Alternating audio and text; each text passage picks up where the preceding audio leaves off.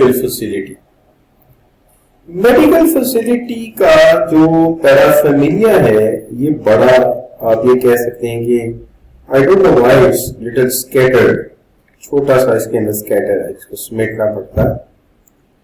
तो इसके अंदर होता ये कि जो मेडिकल फैसिलिटी है उसके बारे में मुख्तलिफ ऑप्शंस देता है। एक ऑनर जो है मुख्तलिफ तरह के ऑप्शंस देता है, जिसके अंदर वो कहता है कि जी एक तो आपको ये सहूलत दे सकता हूं कि मेडिकल इन टर्म्स लिख देता हूं, मेडिकल इन टर्म्स लिख देता हूं, यानी आपके टर्म्स में मेडिकल शामिल कर देता हूं।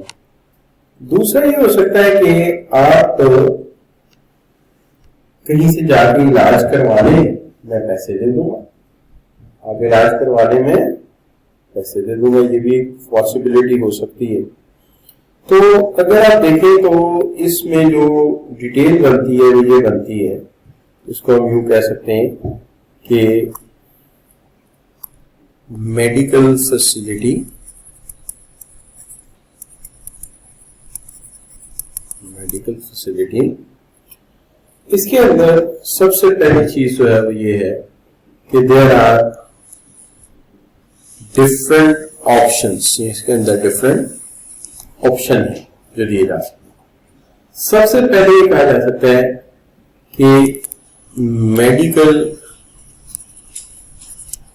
Facility in terms, medical facility in terms लिखी हो, यानी आपका जो कॉन्ट्रैक्ट लिखा होना जो आपका, उसके अंदर ये लिखा हो कि आपको हम मेडिकल की सहूलत देते हैं। वो दो तरह की है, जिसके अंदर एक तरीकाकार ये है कि उसके अंदर हॉस्पिटल और कंसल्टेंट डिसाइडेड है, हॉस्पिटल एंड कंसल्टेंट डिसाइडेड है, एक तो ये हो सकता है। अच्छा, दूसरा ये हो सकता है कि आपसे कहा जाए कि आपको बीमारी की सूरत में आप ट्रीटमेंट करवा लें और उसका बिल सबमिट कर दें, उसका बिल सबमिट कर दें, हम इसको रीइंबर्स कर देंगे। क्या कर देंगे? हम इसको, आप बिल सबमिट कर दें, हम इसको रीइंबर्स कर देंगे। ये दोनों जो बातें मैंने की है ना, इसका एक ही मतलब है, इसका अलग अलग मतलब नहीं है। एक सूरत हो सकती है, मैं बाद में भी कर सकता हूं, इसके बाद में जो मैंने स्टैटिक लगाया, लेकिन बहरहाल इन दोनों को टोटली सैलरी में एग्जेम्प्ट किया जाएगा, इस पर कोई भी सैलरी में वैल्यू ऐड नहीं की जाएगी, मतलब इस पर कोई टैक्स नहीं लगेगा, ये एग्जेम्प्ट है। ठीक है जी, नो प्रॉब्लम। लेकिन ऐसा भी होता है कि बाज़ औक़ात आपके जो टर्म्स एंड कंडीशन है उसके अंदर मेडिकल की फैसिलिटी लिखी ही होती, मेडिकल की फैसिलिटी नहीं लिखी होती।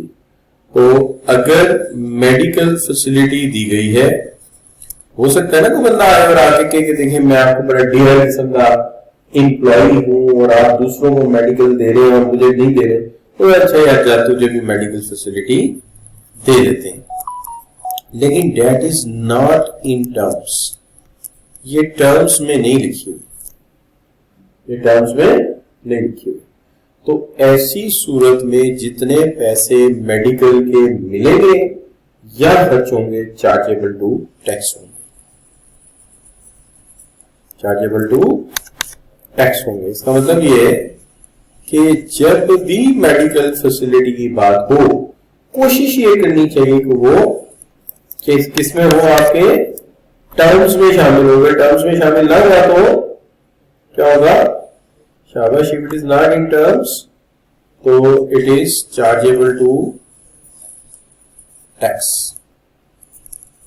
पूरी की पूरी जितना खर्चा है, जितना बिल आप रीइंबर्स करवाएंगे वो सारा टैक्स में जाएगा। अब दो बातें समझें कि अगर आप लोगों जो है, आपकी जो मेडिकल फैसिलिटी है वो आपको मिली हुई है इन टर्म्स, बेशक हॉस्पिटल डिफाइन है या आप बिल पेश करते हैं और बिल कैश होता है, वो एग्जेम्प्टेड है, वो टैक्स का हिस्सा नहीं बनी। लेकिन अगर मेडिकल फैसिलिटी मिली है टर्म्स में नहीं लिखी तो जितना खर्चा आएगा वो सारे का सारा टैक्स में शामिल कर दिया जाएगा। अब आगे आ गया बच्चों क्या आपका एक होता है मेडिकल अलाउंस। क्या होता है? Medical allowance. जो मेडिकल अलाउंस होता है ना ये अलग चीज है। इसमें ये होता है कि पहली दोनों सूरतों में एक टर्म्स में लिखा हुआ तुम्हें बुखार है, एपेंडिसाइटिस है, जो भी है उसका पूरा इलाज होगा, उसका पूरा इलाज होगा पहली कंडीशन में, और उसका कोई पैसा सैलरी में नहीं जाएगा। और दूसरी कंडीशन में उसका इलाज पूरा होगा और होने के बाद वो बिल जो है वो तुम्हारी सैलरी में शामिल हो जाएगा। देगा एम्प्लॉयर लेकिन सैलरी में शामिल हो जाएगा, यानी टैक्स किया जाएगा उसको। ये जो तीसरा मैंने लिखा है मुख्तलिफ चीज है। इसमें क्या है, हर महीने हम तुम्हें कुछ मेडिकल अलाउंस की मद में पैसे दे देंगे। किसको दे देंगे? एम्प्लॉय को। क्या हमें एम्प्लॉय को पैसे दे देंगे। अब उसकी जिम्मेदारी निभा देंगे कि तुमने ये पैसे संभाल के रखने हैं, जब भी तुम्हारी बालों को बुखार हो या पिंकू को जो है वो मलेरिया हो तो तुम्हें अपने पास से इलाज करा। हर महीने पैसे मिलते रहेंगे। अगर तुम बीमारियों से बचा दो तो तुम्हारी पैसे तुम्हारे, ठीक है। अच्छा, लेकिन ये जो है ये एग्जेम्प्ट है, लेकिन exempt up to 10% of salary. 10% of salary, basic salary. 10% of basic salary. Basic डाल दें यहाँ पे, बेसिक सैलरी। तो बेसिक सैलरी में 10% तक लाओ। अब कल जो सवाल मैंने आपको दिया था तो आपको याद होगा वो कितना था? 45,000।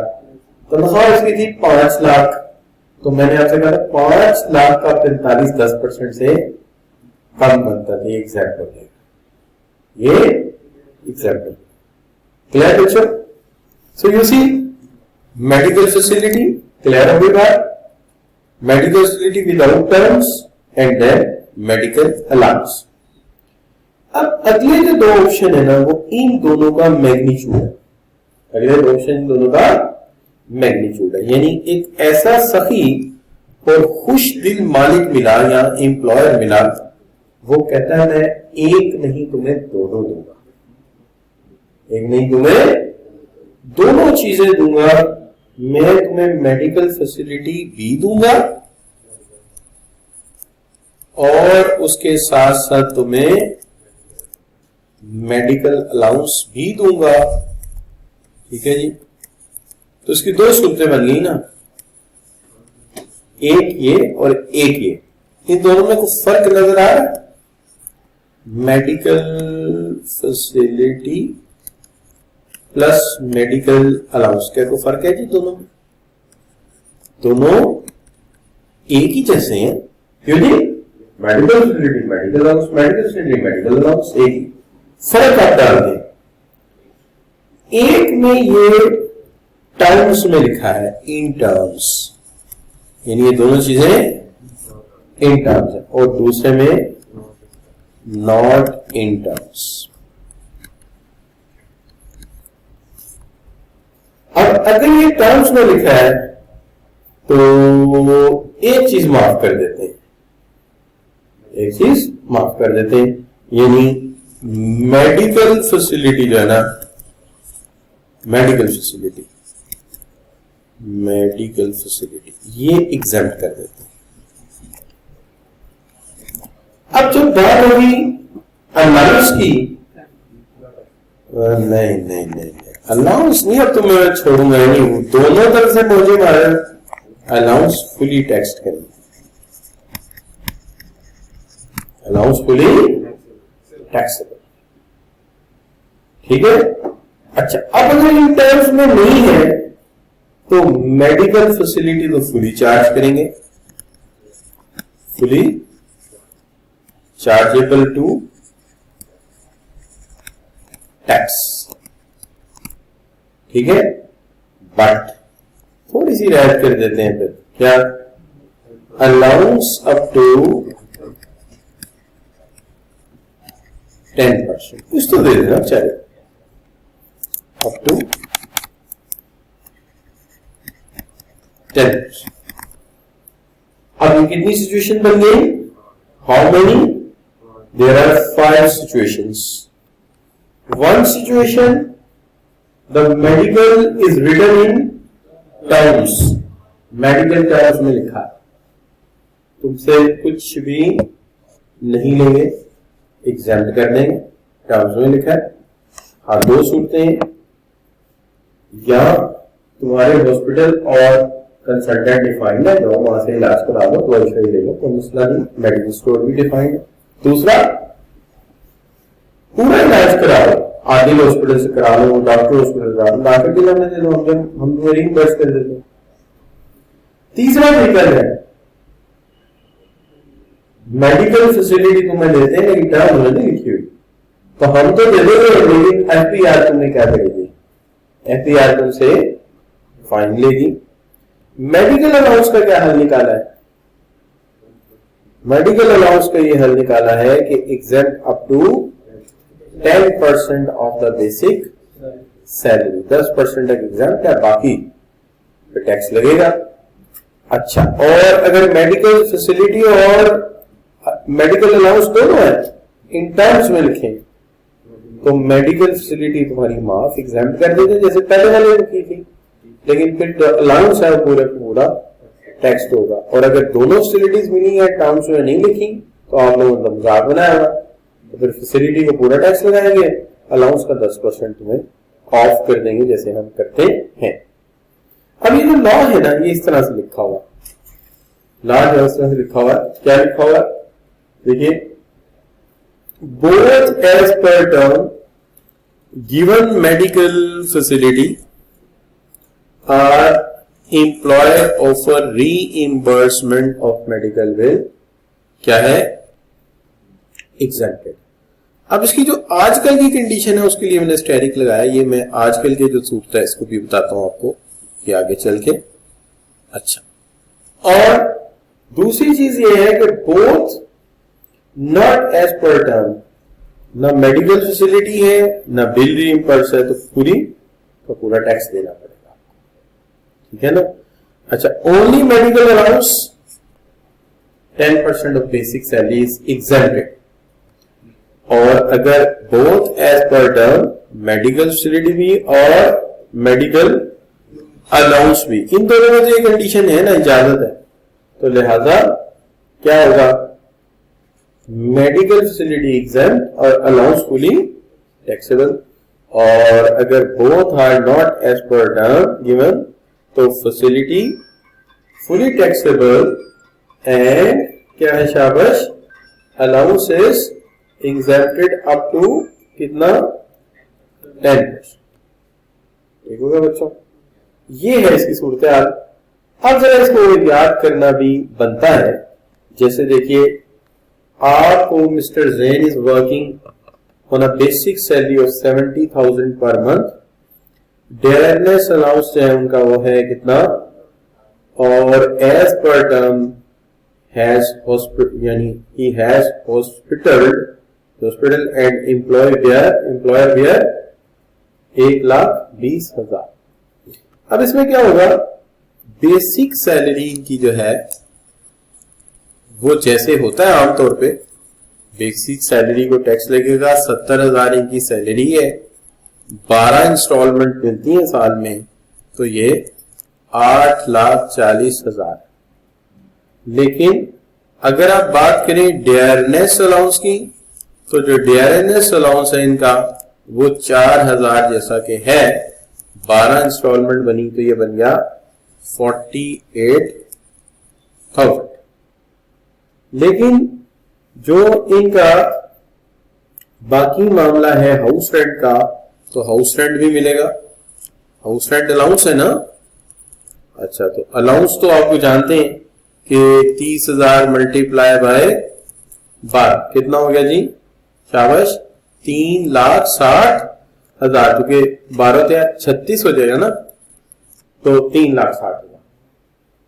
फिर की बात। अच्छा, ये तो एज इट इज है, लेकिन हॉस्पिटलाइजेशन हुई है, लेकिन हॉस्पिटलाइजेशन का खर्चा आया कितना, 1,20,000, लेकिन ये इन टर्म्स है, तो इन टर्म्स होने की वजह से यहां पे क्या लगेगा, डैश, क्या लग जाएगा।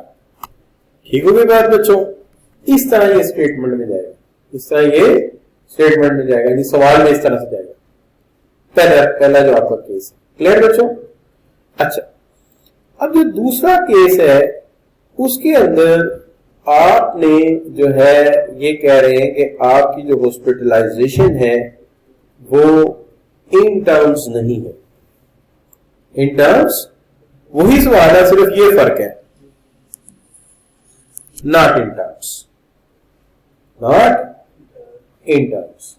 तो अगर ये नॉट इन टर्म्स होगा तो ये 1,20,000 रुपए इसके अंदर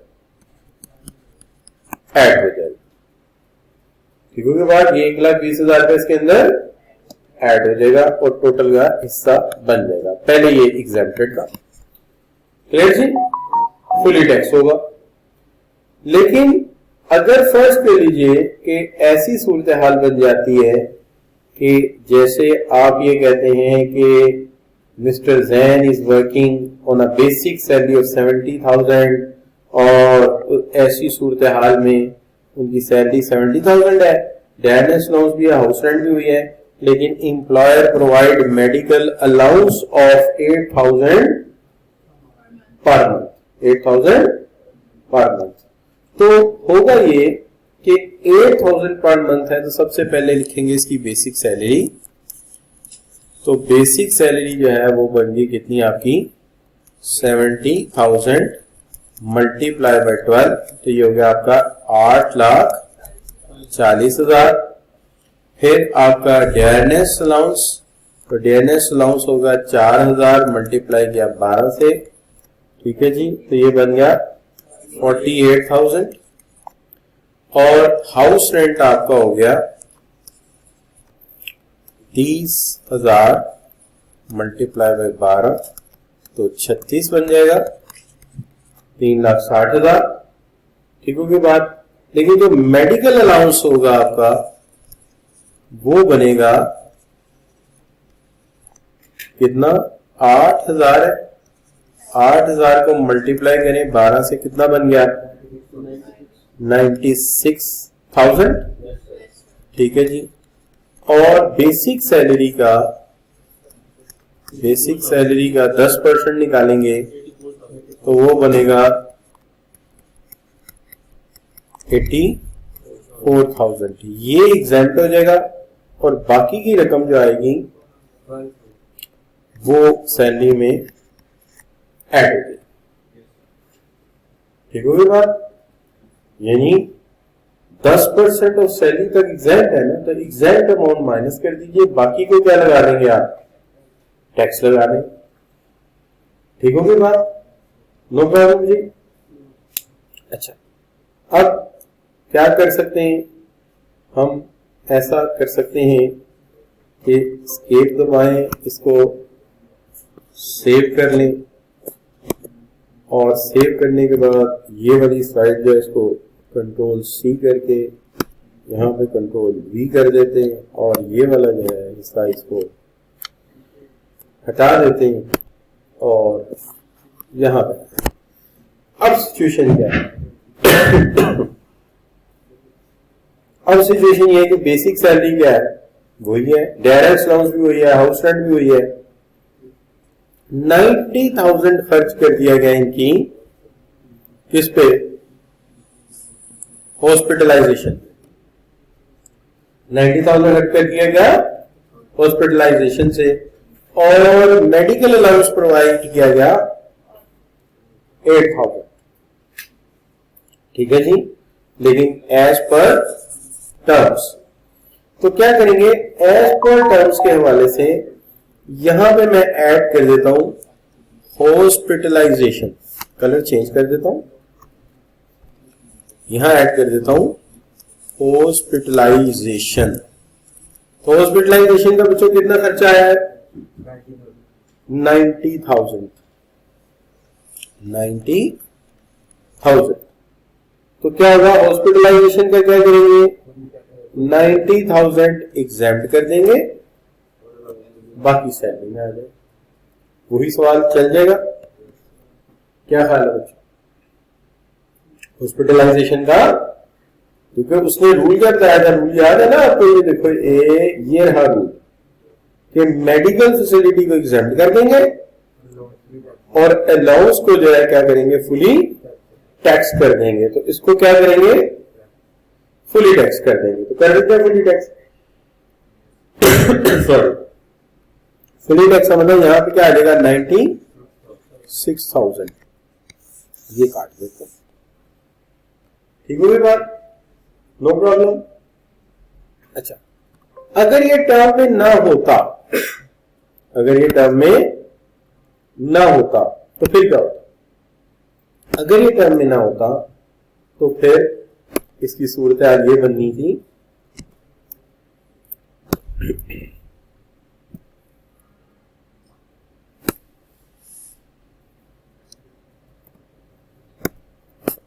लेट्स से कि वही सारा सवाल है लेकिन इसकी टर्म्स में वो नहीं है।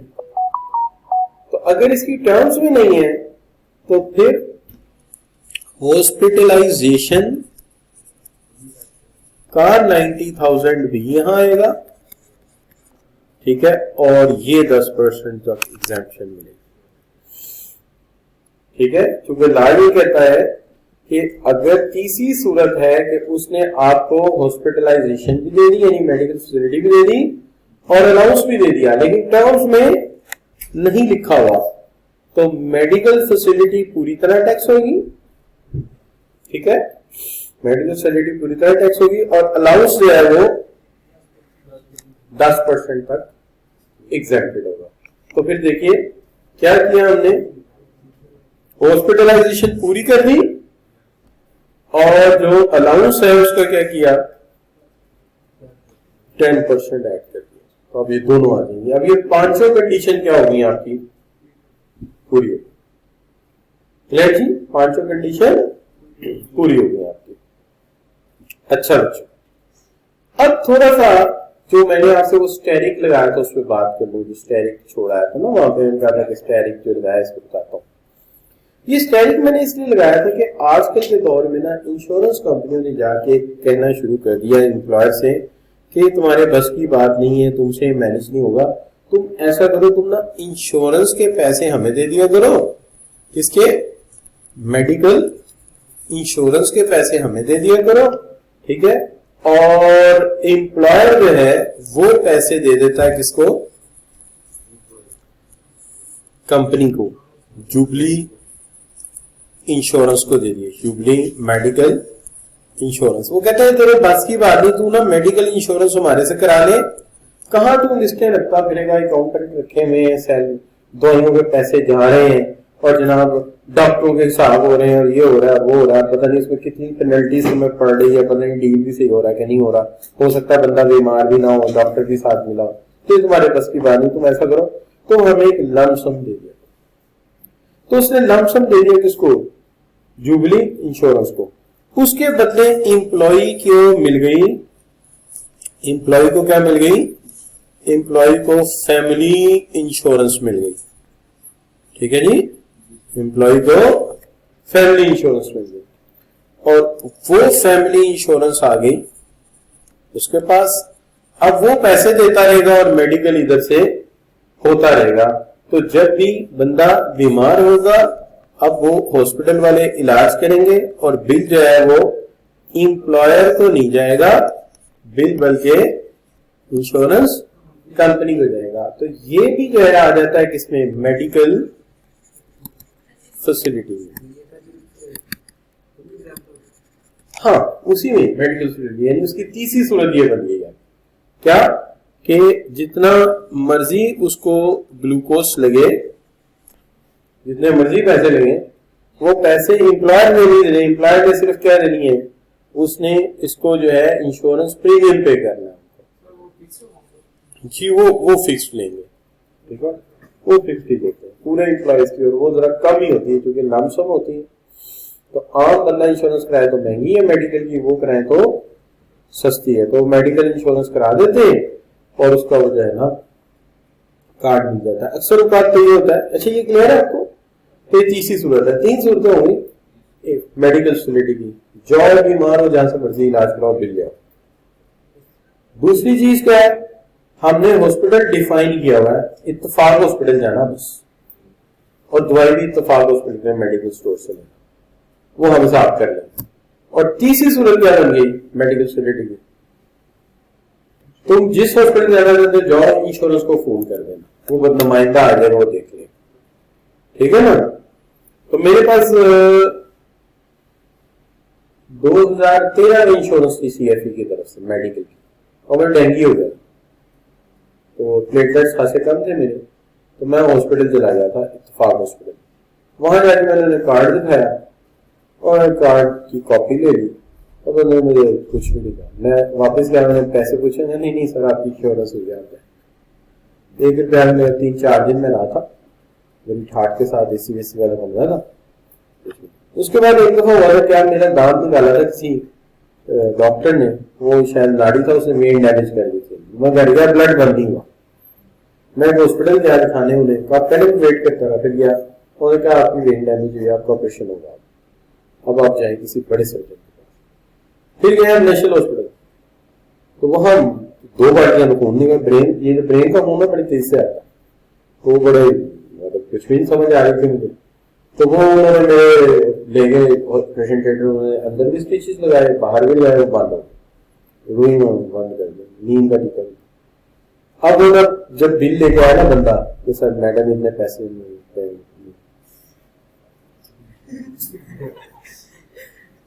मतलब इसमें मेडिकल कार्ड है वो दे दे, उसको समझ नहीं ज्यादा बिल जमा करा।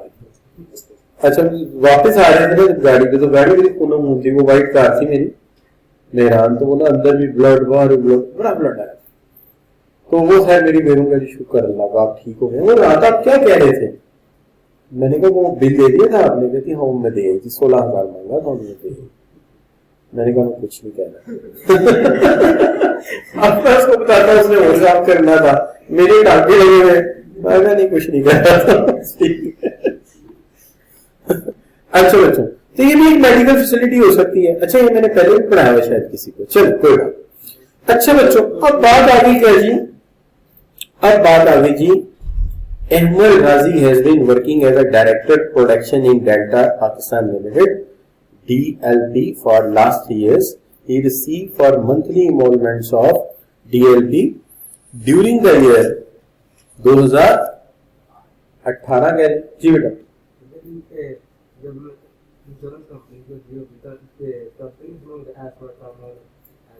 नहीं अगर इंश्योरेंस करा दी आपकी तो वो एज पर टर्म हो गई ना। सवाल में जहां भी हमें इंश्योरेंस हुई मिलेगी ना, हमें पता है ये एज पर टर्म, फिर वो वाज़ेह करते, वो वाज़ेह करें। अगर नहीं गिवन है तो टर्म्स में, नहीं गिवन है तो टर्म्स में है। अगर नहीं है टर्म में तो वो बताए ना हमें, ठीक है ना। जब कोई चीज ना कहेंगे तो वैसे तो मजाक है, हम जो मर्जी करें, है ना। लेकिन हम जो आम साइकी है वो ये कि अगर नहीं बताया गया तो उसका मतलब यही बनता है कि ये टर्म्स हो ना होती तो वो बता देता कि इसको टैक्स लगाना ये टर्म्स में नहीं है, एग्जामिनर बताया ना अगर बिल लगाना है। अच्छा बच्चों अब ये जो है आपका क्या जी, बेसिक सैलरी हो गई। अच्छा अब अगर इसकी बेसिक सैलरी देखते हैं, बाकी चीजें देखते हैं, तो जो सूरत हाल है वो ये बनती है कि जनाब इन्होंने एक बेसिक सैलरी ले रहे हैं। अच्छा हेल्थ इंश्योरेंस हुई है, इसका मतलब ये टर्म्स में होगी। अच्छा देख लीजिए कहीं लिखा तो नहीं टर्म्स में नहीं है। अच्छा रिटर्न टिकट कोई मिला इनको, लोन भी लिया इन्होंने, विद होल्डिंग टैक्स भी कुछ जा रहा है, लेकिन विद होल्डिंग टैक्स इन्होंने जमा भी कराया और रीइंबर्स करना है किसको, एम्प्लॉय को, एम्प्लॉय का रीइंबर्स होना है। तो ये कौन सी सिचुएशन बन गई, tax borne by employer, benefit हुआ ना। ये देखिए ना, withholding taxes deducted from his salary was reimburse to him, directly to him, उसको रीइंबर्स भी किया जा रहा है। तो ये फैसिलिटी होगी ना उसको। अच्छा, अब बच्चों क्या है, अगर यानी एग्जामिनर ने फेवर किए ये लिख के कि आपको पता लग जाए कि सिर्फ विद होल्डिंग नहीं है, उसको रीइंबर्स हो रहा है, यानी एम्प्लॉयर ने ये टैक्स बढ़ाया। किसने बढ़ाया? एम्प्लॉयर ने। अच्छा, अदर इंफॉर्मेशन क्या है relevant to the tax year 2018 कह लीजिए। Under an employee share scheme 10,000 share उसे मिले, ठीक है, और वो शेयर उसने खरीदे।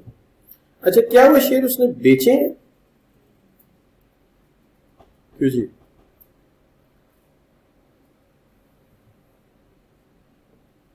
उसके अलावा उसके पास एक अपार्टमेंट है, हाँ, सिंगर भी है, गाना भी गाता है, अल्लाह खैर करे, और स्कूप का एक सिक्योरिटी भी खरीदी हुई है। खासा लंबा चौड़ा है साहब इसका तो यार। और एग्जामिनर कहता है कि इनकम टैक्स टोटल इनकम निकालो, टैक्सेबल इनकम निकालो और नेट पेएबल और रिफंडेबल बताओ। इसका मतलब ये हो गया कि ये साहब जो हैं इनका 4 तरह का हिसाब होगा। कौन कौन सा? एक टैक्स ईयर बनता है इनका 2018 कह लेता हूं मैं, ठीक है जी। अच्छा, एक इनका बनेगा इनकम फ्रॉम सैलरी, एक बनेगा इनका इनकम फ्रॉम अपार्टमेंट या प्रॉपर्टी, ठीक है, इसको कर देते हैं वर्किंग 1, ठीक है जी।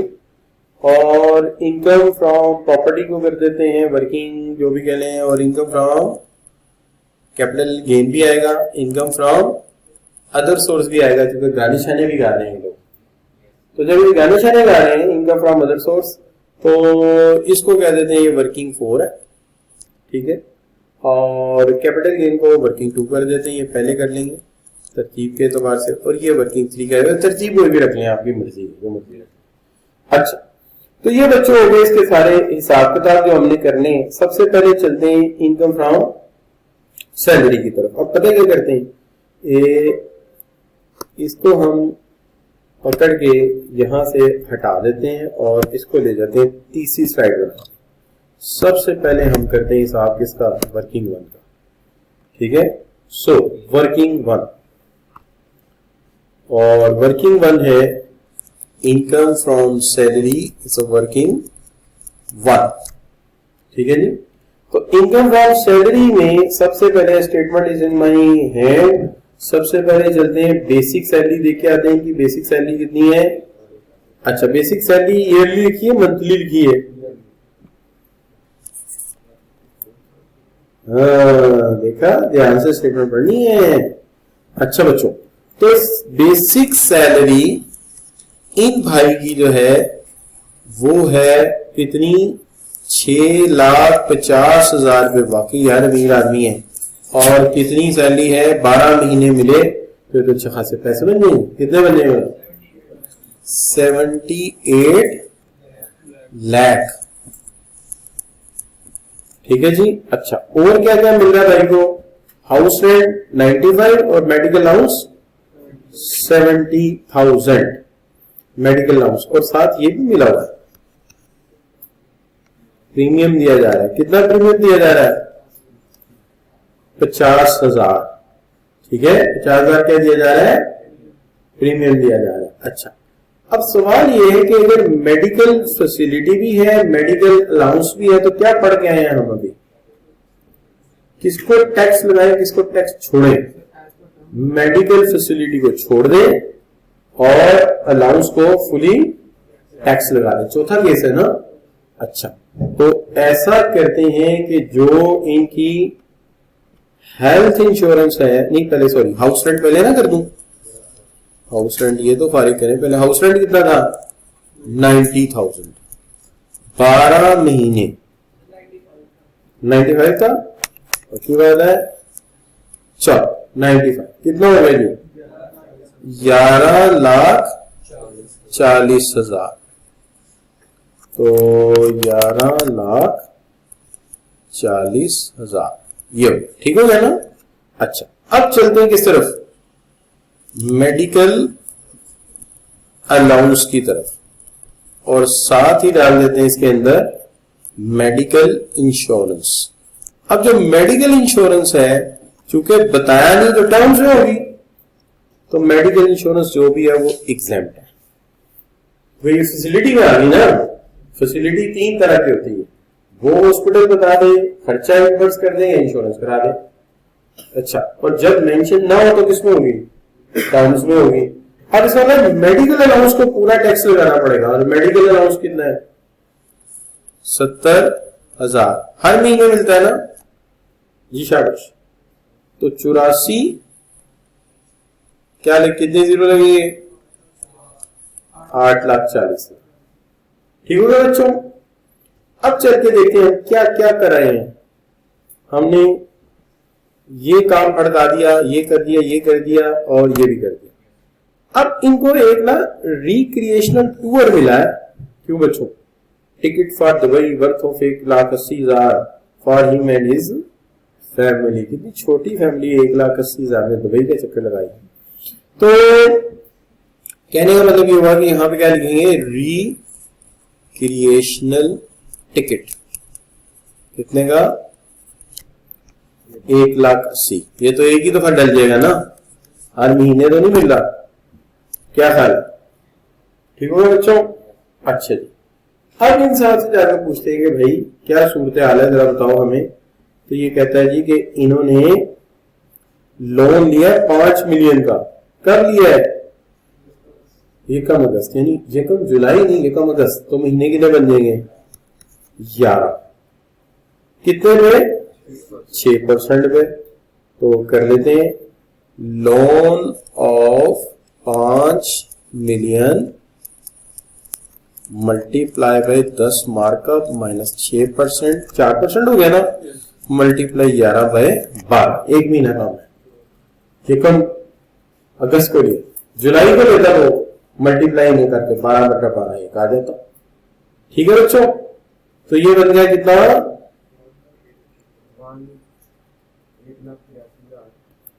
1,83,333 नंबर निकला यार। अच्छा, बड़ा मुकद्दस किस्म नंबर। अच्छा, आगे बच्चों क्या है? With holding tax of rupees, नहीं सॉरी, वो तो आप तो वहां तक पहुंचे ही, अभी लोन हुआ है। With holding tax, with holding tax. हाँ ठीक है। अच्छा, ये वो वाला याद है आपको, जब टैक्स इंप्लॉयर दे देता है तो सैलरी का हिस्सा बनता है, और अगर फिक्स अमाउंट में तो फिर तो बड़ा आसान केस है। ये तो शुक्र है टैक्स बॉन्ड बाय नहीं आ गया, नहीं तो एंड पे एक कागज और लग जाना था। शुक्र करें। चले जी, टैक्स कितना है जी? 12,44,000। बड़ा टैक्स है यार। तो tax bond by employer that is 12,44,000। ऐसे ही बच्चों? क्यों भाई? तो अब जरा इसको भी ओपन छोड़ देते हैं, अगर आगे जाके सैलरी की कोई चीज मिली तो डाल लेंगे, तो टोटल कर लेंगे बाद में, नहीं बच्चों? अच्छा चलें, अब ये वाली होगी ना मुकम्मल, इसमें सारी सैलरी थी, ये उसकी मेहरबानी आगे पीछे नहीं किया, कितना आसान सवाल दिया है ना। अच्छा बच्चों, अब देखिए other information relevant to tax 2008, और क्या क्या होता रहा 2008। जो पुलिस वाले होते हैं ना, तो पहले प्यार से पूछते हैं अच्छा क्या क्या हुआ था, और एंड पे जब बंदा भूलना चाहिए तो फिर सख्ती से पूछता है अच्छा तो और बताओ क्या क्या हुआ। ऐसे ही होता है ना, अब वो है और क्या क्या हुआ। अच्छा, under the employee share scheme 10,000 share allotted to mister Ahmed Ghazi on 1 January 2006। हमें इससे कोई ताल्लुक नहीं हुए। According to scheme he was not allowed to sell the share. हमें सिर्फ एक बात का पता है कि शेयर अगर खरीदा गया, मिला कब उसको? 1 जनवरी 2016 को, ठीक है जी। अच्छा, और 1 जनवरी 2016 को 20 रुपए का शेयर था। कितने शेयर मिले भाईजान को? 10,000 शेयर मिले। तो मिलते हैं, क्योंकि फिर आगे क्या मसला है? According to scheme is not allowed to sell the share up to 31 December 2016। तो यानी 31 दिसंबर यानी कि जुलाई, ये साल गुजर गया, और फिर आ गया जून 2000, जुलाई 2017, नहीं गुजरा। ये असल में जनवरी, ये पिछला साल था। यहां आके उसको क्या मिल गया? खरीदने का या बेचने का राइट। अच्छा, अब कितने का शेयर है जी? जरा देख लीजिए प्लीज, मुझे जरा हेल्प कीजिएगा। इस वक्त थोड़ा थोड़ा भूल रहा हूँ मैं स्टेटमेंट को। According to scheme was not allowed to sell the share up to 31 December 2016। On 1 April he sold the share to DPL.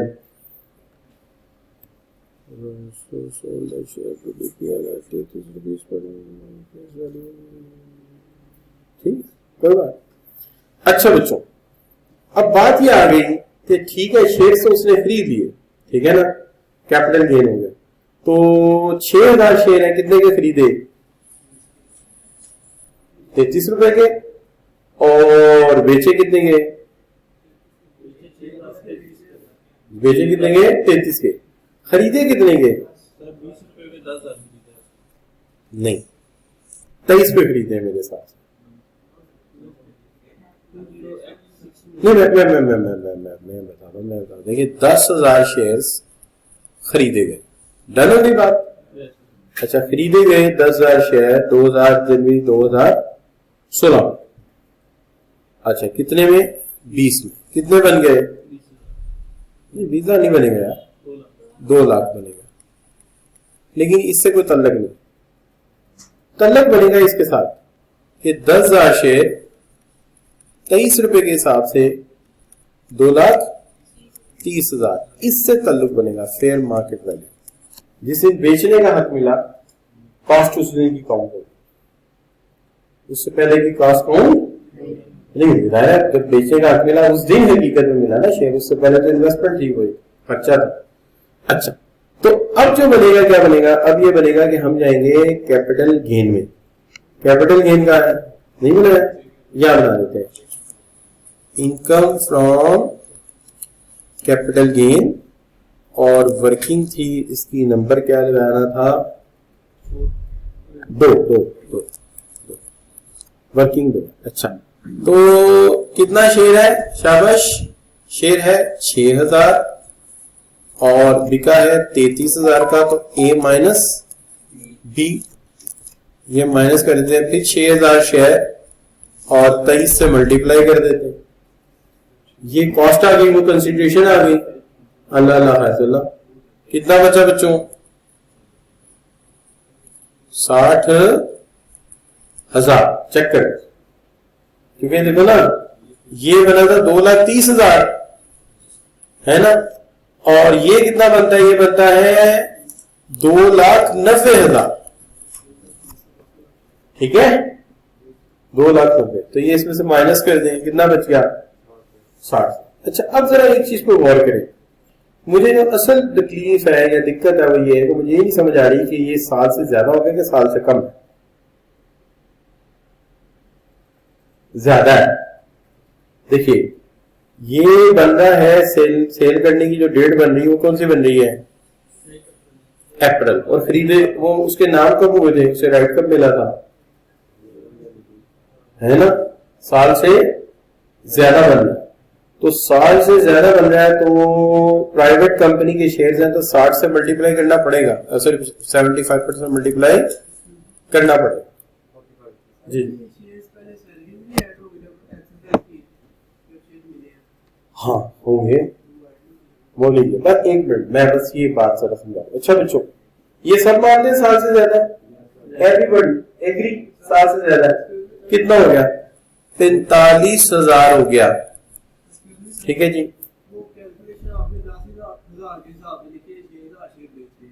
अच्छा सॉरी है, कितनी थी? ये वाली, चलो ठीक, इसको हटा देते हैं यहाँ से, जरूरत ही नहीं है। अच्छा, वो तो वैसे मैंने तुक्का लगाया था। ठीक हो गई बात? अच्छा, डन हो गई बात? अच्छा जी, देखिए यहाँ बैठ के बातें करना बड़ा आसान है, यहाँ बताना कहाँ है। अच्छा बच्चों, अब जो सवाल है वो क्या है? सवाल आपका ये है कि जी 2017 को Ahmed Ghazi let out his apartment to eight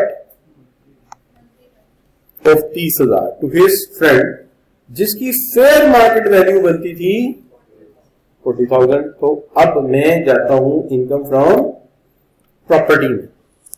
income from property. अब इनकम फ्रॉम प्रॉपर्टी को मैं यहां से देख लेता हूं कि मैंने वर्किंग का नंबर क्या दिया था 3, तो नंबर आ गया वर्किंग 3, नहीं यार वर्किंग 3, तो वर्किंग नंबर 3 ये दिया गया है रेंटल ऑफ 30,000, रेंटल ऑफ 30,000, ठीक है।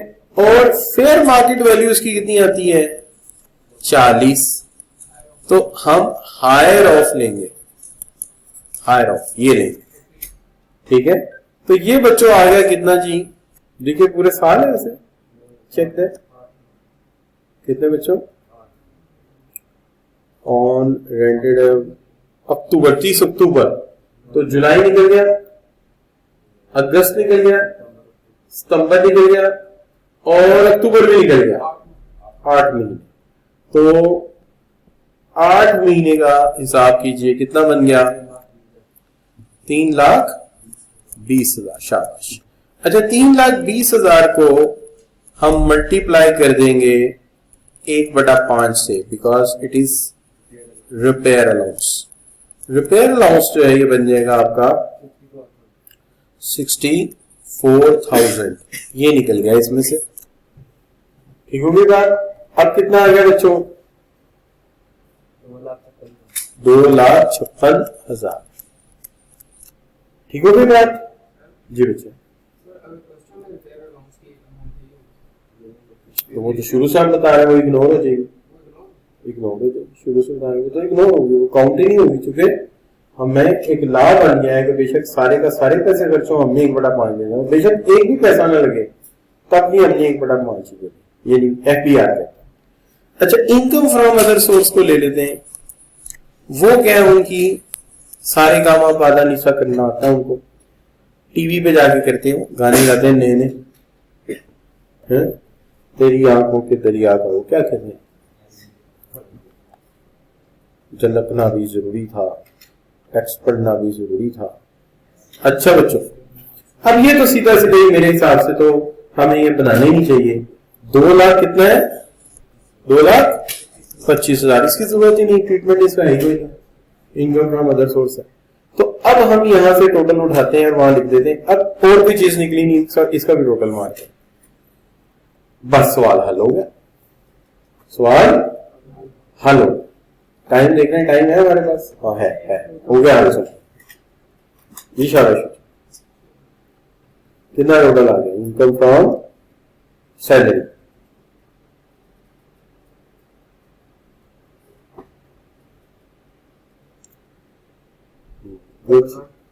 डबल 1 3 8 7 3 ये आ गई। अब आप यहां भी लिखवाएं दोबारा, इनकम फ्रॉम सैलरी 1 1 3 8 7 3 ये आ गया बच्चों आपका इनकम फ्रॉम सैलरी 1,13,87,333।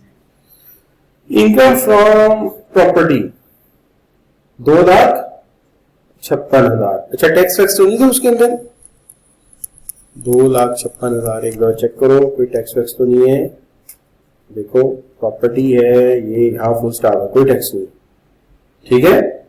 अच्छा इनकम फ्रॉम अदर सोर्स वो तो सीधे ही आ गया 2,25,000, तो 2,25,000 यहां पे आ गया। और इनकम फ्रॉम कैपिटल गेन आ गया आपका 45,000, ठीक हो गया बच्चों। तो ये आ गया इनकम फ्रॉम कैपिटल गेन, जिसको आपने क्या कह दिया 45,000 कह दिया। अच्छा बच्चों अब इसमें जो चीज है वो ये आ जाएगी कि जी सबसे पहला मसला तो ये है कि आपको इसकी टैक्स लायबिलिटी निकालनी पड़ेगी। क्या हाल है, तो चलिए टोटल करते हैं, टोटल करते हैं 1191 टेट्रा 3, ठीक है जी, 1191 टेट्रा 3। अब निकाल लेते हैं टैक्स लायबिलिटी। तो टैक्स लायबिलिटी निकालते हैं इसकी, किसको बच्चे? हाँ ये तो आपने किया नहीं, करके देखो चेक। सैलरीड पर्सन है, पक्की बात है। तो सैलरीड पर्सन का टेबल है किसी के पास? ये आमदनी जो 11 यानी 1 करोड़ और कितनी बनती है, सॉरी कितनी बनती है, 1 करोड़ 19 लाख। 1 करोड़ 19 लाख को कहा डालेंगे आप? 8वीं स्लैब में डाल देते है ना जी। तो it is in the 8th slab. और यार 1 मिनट में चूचू कर रहा है। तो ये आ गया जी 1,13,45,000 और परसेंटेज 25 अभी निकल आता है।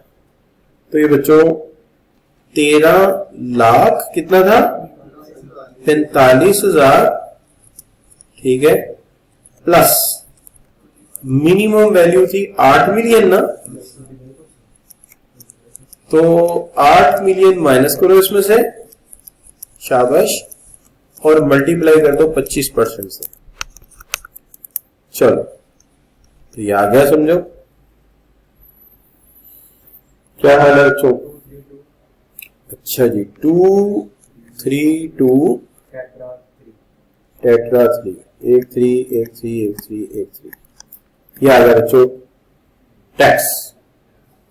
ठीक है तो बात। अब टैक्स में से हम जो है एक चीज और हमें देखनी पड़ेगी, वो रहेगी। अच्छा वो क्या चीज है? लेट टेक द 5 मिनट्स मोर।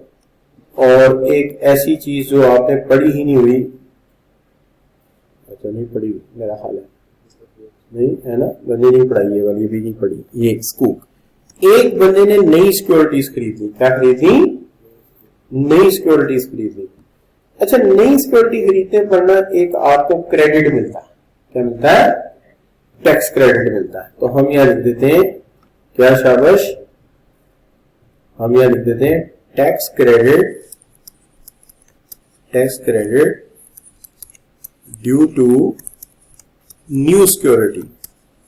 आपने नई सिक्योरिटी में पैसे लगाए और वो है स्कूक, तो लिहाजा आपको क्या मिलेंगे? एक टैक्स क्रेडिट मिलेगा। उसकी वजह यहां से पता लग जाती है, means new shares original allottee. तो ओरिजिनल अलॉटी का क्या होता है? आपने नई कंपनी के शेयर्स खरीदे तो आपको एक टैक्स क्रेडिट मिल सकता है। अच्छा वो टैक्स क्रेडिट का ना एक फॉर्मूला बनाया इन्होंने, हम ये लिख देते हैं ये टैक्स क्रेडिट को W5 वर्किंग में ले जाते हैं। अच्छा W5 वर्किंग में जाके ना हम यहाँ पे लिख लेते हैं टैक्स क्रेडिट, और टैक्स क्रेडिट वर्किंग 5, इसका फॉर्मूला है A/B multiply by C। A का मतलब होता है, A है tax liability, overall tax liability, यानी जितना भी टैक्स आपका पे, आप कह लीजिए टोटल टैक्स जितना टोटल टैक्स है आपका। अच्छा और बी का मतलब होता है वो इनकम जिस पे टैक्स लगाए, यानी टैक्सेबल इनकम। अब आपको जो टोटल टैक्स लगाया है वो पता है कितना है? शाबाश जी,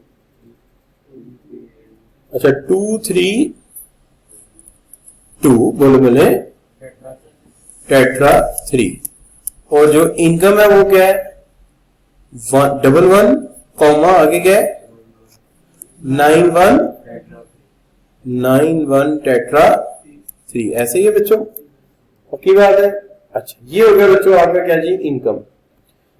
तो इस क्रेडिट का क्या रूल है? ए पे क्या लिखेंगे?